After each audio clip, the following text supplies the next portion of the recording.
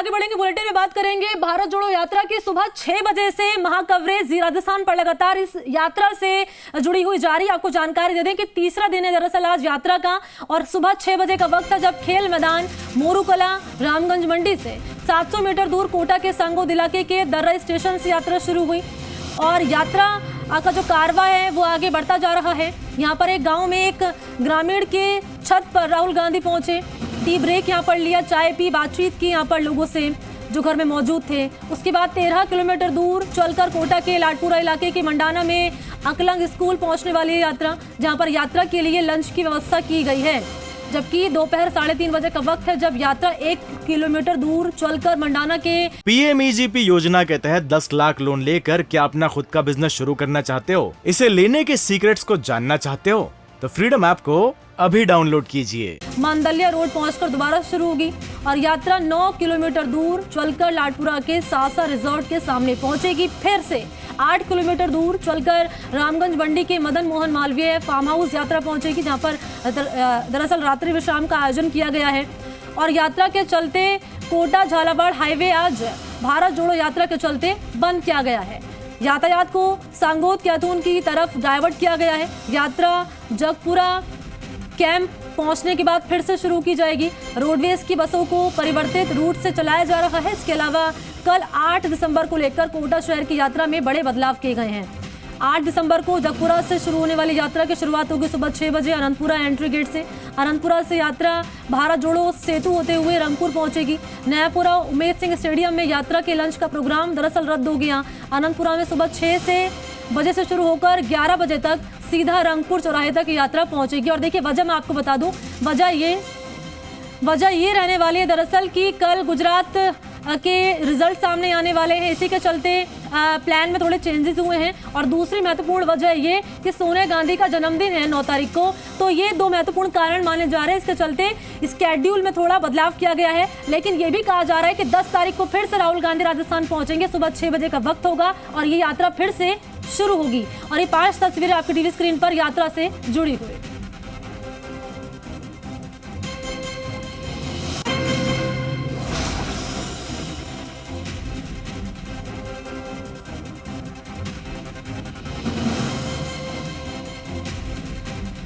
और इसी खबर पर सुबह से मेरे सहयोगी हिमांशु मित्तल ग्राउंड जीरो पर मौजूद हैं। पल पल की अपडेट, पल पल की जानकारी, हर एक तस्वीर आप पहुंचा रहे हैं दर्शकों तक और बातचीत कर रहे हैं जो लोग ग्राउंड पर मौजूद है। और इस बार फिर से हम हिमांशु मित्तल का रुख करेंगे और हिमांशु मित्तल से जानेंगे, हिमांशु अभी की क्या हालात है, जरा तस्वीरें दिखाई दर्शकों को यात्रा की, कहां तक पहुंची है और कहां तक बढ़ती हुई नजर आ रही है यात्रा।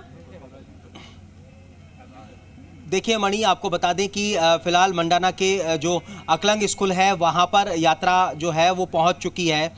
इन सब के साथ में जिस तरह से आपने बता दिया कि रूट को किस तरह से डाइवर्ट किया है, किस तरह से 8 दिसंबर को यानी कि कल जो है वो यात्रा में जो चेंजेस हैं वो किए गए हैं, वो तमाम अपडेट्स आप दर्शकों को दे चुके हैं। लेकिन आपको इन सब के साथ में आपको बता दें कि फिलहाल अकलंग स्कूल जब यात्रा पहुँची है तो ठीक अब 3:30 बजे यात्रा का जो सफ़र है वो तय होगा।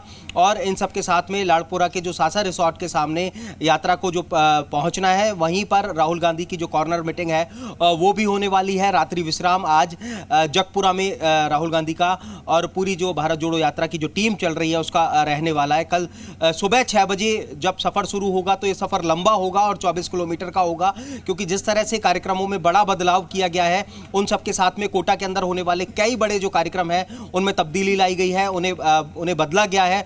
जिस तरह से यात्रा उमेद स्टेडियम में रुकने वाली थी वो कार्यक्रम रद्द किया गया है। संभावित एक राहुल गांधी की प्रेस कॉन्फ्रेंस थी उसे रद्द किया है। कोचिंग छात्रों के साथ संभावित एक संवाद राहुल गांधी का होने वाला था उसे फिलहाल रद्द किया है। तो यानी कई बदलाव, मोटे तौर पर जो वजह बताई जा रही है वो यही कि जो 9 तारीख को एक तो सोनिया गांधी का जन्मदिन है और दूसरी बड़ी बात ये गुजरात चुनाव से जुड़े हुए जो नतीजे हैं वो कल आने वाले हैं। और ऐसे में ये दोनों जो वजह हैं वो मानी जा रही हैं राहुल गांधी के दिल्ली जाने को लेकर के, और जिस वजह से कार्यक्रम में तब्दीली लाई गई है। 9 तारीख की अगर बात करें तो वैसे भी यात्रा को लेकर के विश्राम रखा गया है। लेकिन फिलहाल जो कांग्रेस के पदाधिकारी मेरे साथ में जुड़े हैं, यात्री यहाँ पर है सबसे बड़ी बात यह है कि यात्रा के साथ में सफर पर है, यात्रा के साथ में जुड़े हुए हैं और जो संकल्प है राहुल गांधी का कि इस यात्रा के साथ में जुड़ने के साथ में भावनात्मक रूप से जोड़ा जाए, जुड़ने के साथ में जो दो विचारधारा है उनको परे करके उनको एक करना है, लोगों को समझना है, लोगों की समस्याओं को समझना है। कहाँ से आपका ये सफर चल रहा है और किस तरह से जुड़ रहे हैं और किस तरह से यात्रा के साथ में लोगों को जुड़ते हुए देख रहे हैं? 4 तारीख रात्रि को राहुल जी ने विश्राम लिया था और 5 तारीख सुबह से राजस्थान के यात्रियों का जो रजिस्ट्रेशन हुआ था, तो राजस्थान यात्री के रूप में, प्रदेश यात्री के रूप में लगभग 2000 साथी हमारे 5 तारीख प्रातःकाल से इस यात्रा में शुरू हुए। और पहले ही दिन राजस्थान में शायद मुझे लगता है कि वो पहला दिन ऐसा था जहां पर लगभग 34 से 35 किलोमीटर की रनिंग पहले ही दिन हुई।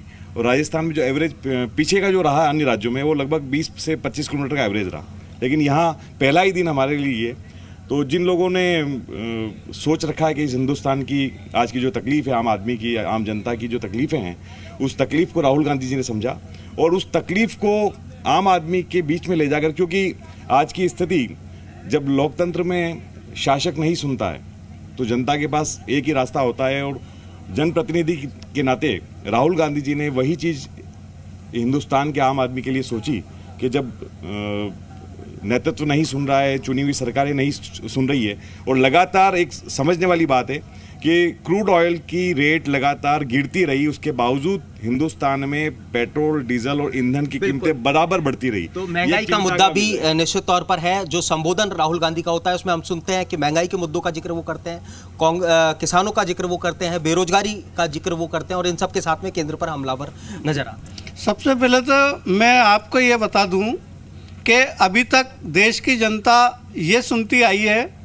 कि किसी भी चुनाव में किसी भी पार्टी की लहर चल रही है, लेकिन ये जो राहुल जी की जो भारत जोड़ो यात्रा है, इससे ऐसा लग रहा है कि देश में राहुल गांधी की लहर चल रही है। सर्दी का मौसम है, लेकिन सर्दी में भी लाखों की संख्या में लोग इस यात्रा के साथ जुड़ रहे हैं और ऐसा एहसास करा रहे हैं, सर्दी में भी गर्मी सा एहसास। आपसे कमेंट लेना चाहूंगा कि जिस तरह की रिस्पॉन्स की उम्मीद की हुई और इसके साथ में झालावाड़ बीजेपी का गढ़ कहा जाता है, सभी जो सीटें हैं वहां पर बीजेपी के विधायक, लेकिन जिस तरह का रिस्पांस मिला उसकी उम्मीद क्या आप लोगों ने की थी? नहीं, ये उम्मीद से बहुत ज़्यादा अच्छा रिस्पांस है और आप देखेंगे कि पब्लिक अपने यात्रा में और पब्लिक का जितना रिस्पांस राहुल गांधी के प्रति है, और हम देख रहे हैं जब चल रहे हैं तो देख रहे हैं कि जो यूथ उसके पास एक उत्साह है और ये राहुल गांधी का बड़ा अचीवमेंट है कि एक उत्साह वाला यूथ आज उनके साथ जुड़ा है जो बड़े अच्छे परिणाम लाएगा। इस झालावाड़ एरिया में भी बहुत अच्छे परिणाम है। आप क्या मानते हैं कि आगे जब ये यात्रा बढ़ेगी, कोटा शहर के अंदर कल हम सफर देखेंगे, तो किस तरह की तस्वीर की उम्मीद आप लोग कर रहे हैं? जी, हमारी यात्रा सफल हुई है और आगे भी सफल ही होगी, क्योंकि हमारी लड़ाई भ्रष्टाचार से और महंगाई से है। आप क्या कहेंगे? मैं ये कहना चाहूँगी, राहुल जी जिस मकसद से, जिस उद्देश्य से निकले ना, वो सफलता तो, क्योंकि उनके जो निष्ठा, सत्य, ये सारी चीज़ें ना वो उनको सफल बनाएगी और वो बन रही है। आपको बता दूं, मेरे साथ अभी एक लड़की चल रही थी, अपनी कोलकाता से आई अकेली, केवल राहुल जी की यात्रा में सम्मिलित होने के, नौकरी को रिजाइन देकर आई है वो।